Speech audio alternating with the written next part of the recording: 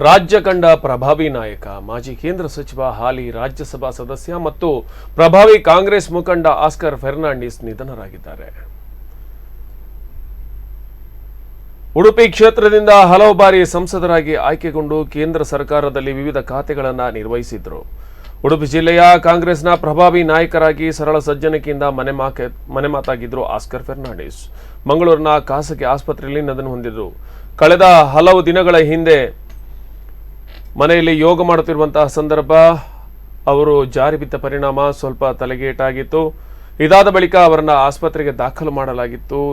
ಆದರೆ ಚಿಕಿತ್ಸೆ ಫಲಕಾರಿಯಾಗದೆ ಅವರು ಕೊನೆಯುಸಿರೆಳೆದಿದ್ದಾರೆ. ಈಗಾಗಲೇ ಅನೇಕ ಮುಖಂಡರು ಬಂದು ಮಂಗಳೂರಿನ ಆಸ್ಪತ್ರೆಯಲ್ಲಿ ಅವರನ್ನು ಭೇಟಿಯಾಗಿದ್ದಾರೆ. ಅವರಿಗೆ 80 ವರ್ಷ ವಯಸ್ಸಾಗಿತ್ತು.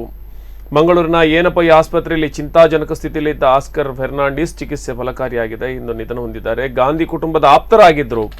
ಇಂದಿರಾ ಗಾಂಧಿ, ರಾಜೀವ್ ಗಾಂಧಿ, ಸೋನಿಯಾ ಗಾಂಧಿ, ರಾಹುಲ್ ಗಾಂಧಿ ಇವರೆಲ್ಲರೂ ಕೂಡ ಆತ್ಮೀಯರಾಗಿದ್ದಂತಹ ಆಸ್ಕರ್ ಫೆರ್ನಾಂಡಿಸ್ ಉಡುಪಿ ಕಂಡಂತಹ ಅದ್ಭುತ ರಾಜಕೀಯ ನಾಯಕರಲ್ಲಿ ಒಬ್ಬರಾಗಿದ್ದರು. ಉಡುಪಿಯಲ್ಲಿ ಜೀವನವನ್ನ ಆರಂಭಿಸುವುದಕ್ಕೆ ರಾಜಕೀಯವನ್ನು ಕೂಡ ಆರಂಭಿಸಿದ ಇವರು ಹಂತ ಹಂತವಾಗಿ ಉನ್ನತ ಸ್ಥಾನಕ್ಕೇರಿದವರು. ಆಸ್ಕರ್ ಫೆರ್ನಾಂಡಿಸ್ ಪತ್ನಿ ಬ್ಲೋಸಮ್ ಫೆರ್ನಾಂಡಿಸ್, ಪುತ್ರ ಓಶಾನ್, ಪುತ್ರಿ ಓಶಾನಿ, ಅಳಿಯ ಮಾರ್ಕ್, ಸೊಸೆ ಫ್ರೆಜಿಲ್ ಮತ್ತು ಕುಟುಂಬಸ್ಥರು ಸಹಿತ ಅಪಾರ ಬಂಧು ಬಳಗವನ್ನ ಆಸ್ಕರ್ ಫೆರ್ನಾಂಡಿಸ್ ಅಗಲಿದ್ದಾರೆ.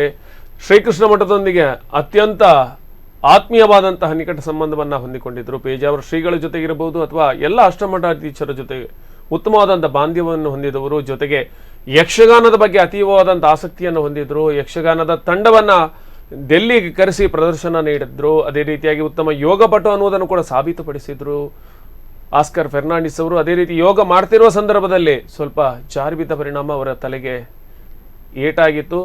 ಇದಾದ ಬಳಿಕ ಅವರು ಮಂಗಳೂರಿನ ಏನಪೈ ಆಸ್ಪತ್ರೆಗೆ ದಾಖಲಾಗಿದ್ರು. ಹಲವು ದಿನಗಳಿಂದ ಚಿಕಿತ್ಸೆ ನಡೀತಾ ಇತ್ತು. ಒಂದು ಚಿಕಿತ್ಸೆ ಫಲಕಾರಿಯಾಗದೆ ಅವರು ನಿಧನರಾಗಿದ್ದಾರೆ.